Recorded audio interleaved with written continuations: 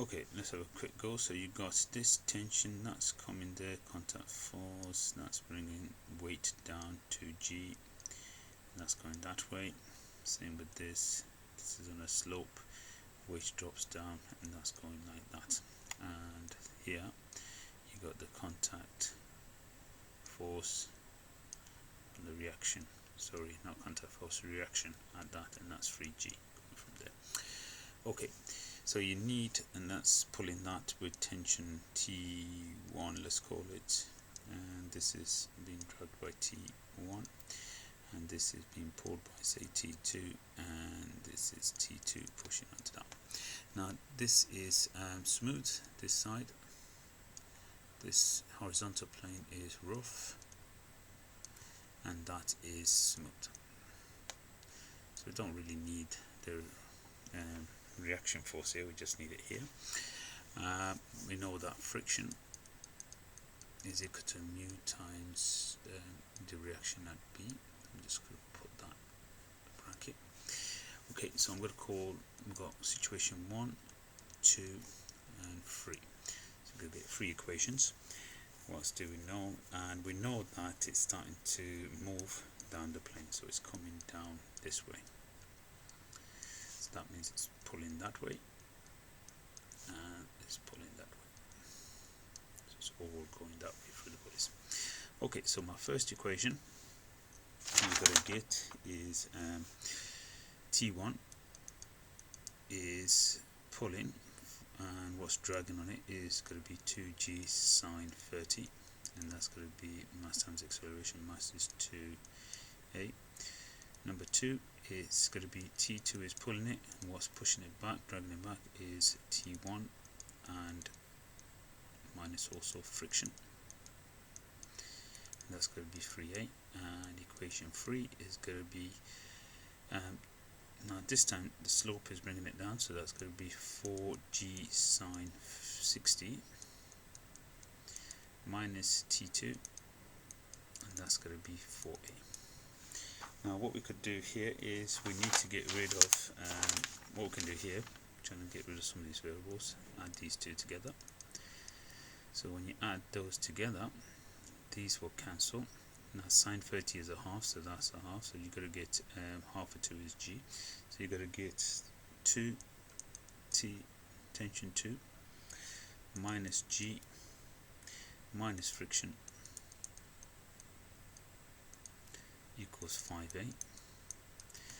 Make tension, therefore tension 2 is going to equal to 5a plus, so 5a plus g plus friction. And if I sub that into equation 3, I'll get, now that is root 3 over 2, so we deal with that, 4g root 3 over 2 minus 5a minus g minus friction, that's going to be 4a. I'm going to bring a to one side and cancel this, that will be 2g root 3 minus g minus friction equals to 9a. Therefore a is going to be a ninth of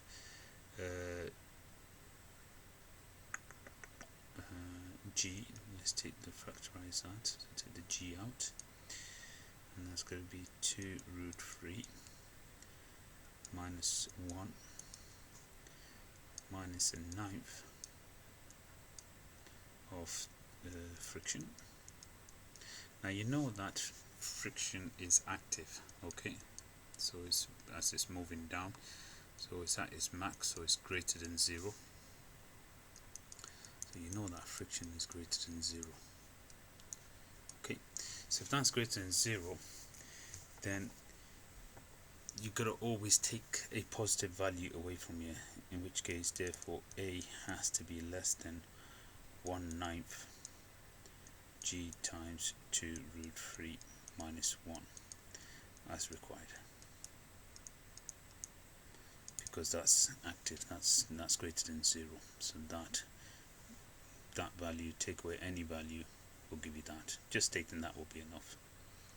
Okay, so that's the first one done. Now for the second one, you don't actually need to find mu. I did work it out, but you don't really need to. All you need to know is when you're working out contact force, it's a combination of friction and then Rn, or in this case reaction at B. So that's that, and this is the contact magnitude of the contact force. So to determine the magnitude of contact force, we just need to do Pythagoras and we get that. So we already know what reaction is. That's going to be 3G. Now what I'm going to do is I'm going to just put that in the calculator and say it's so we know that reaction at B is 3 times 9.8, so that's 3 times 9.8, you're going to get 29.4. Okay, and you can work out friction from here and say that's going to be, take that friction that side, take that to the side, so it's going to be 2g root 3 minus g. Now A is 1/9 of g, so that's 9 times 1/9 of g is just g, so that's going to be a minus another g. Okay, now if you put that through your calculator, so if you do 2 times 9.8 times root 3